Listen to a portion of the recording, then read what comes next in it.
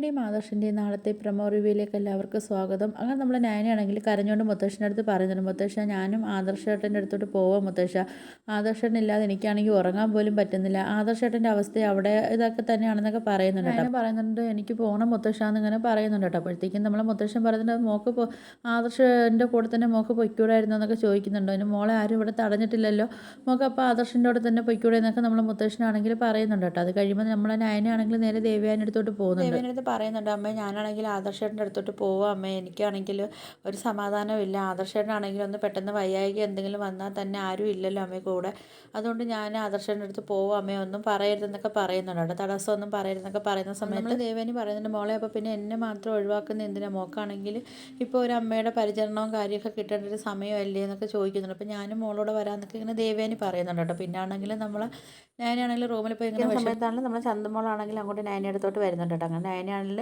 ചന്തമോളെ കെട്ടിപ്പിടിച്ചൊക്കെ വെച്ചിങ്ങനെ കരയൊക്കെ ചെയ്യുന്നുണ്ട് കേട്ടോ. അപ്പോഴത്തേക്കിന് നമ്മൾ ചന്തമോളെ കൊണ്ടുപോകുന്നൊന്നും അറിയത്തില്ല. അപ്പോൾ ഇതൊക്കെയാണ് നാളത്തെ പ്രൊമോ റിവ്യൂ ആയിട്ട് കാണിച്ചിരിക്കുന്നത്. അപ്പോൾ നിങ്ങൾക്ക് എൻ്റെ വീഡിയോസൊക്കെ ഇഷ്ടപ്പെടുകയാണെങ്കിൽ ഒന്ന് ലൈക്ക് ചെയ്ത് ഷെയർ ചെയ്ത് സബ്സ്ക്രൈബ് ചെയ്ത് കൊള്ള ബെല്ലേക്ക് എനേബിൾ ചെയ്തൊന്ന് സപ്പോർട്ട് ചെയ്യണേ.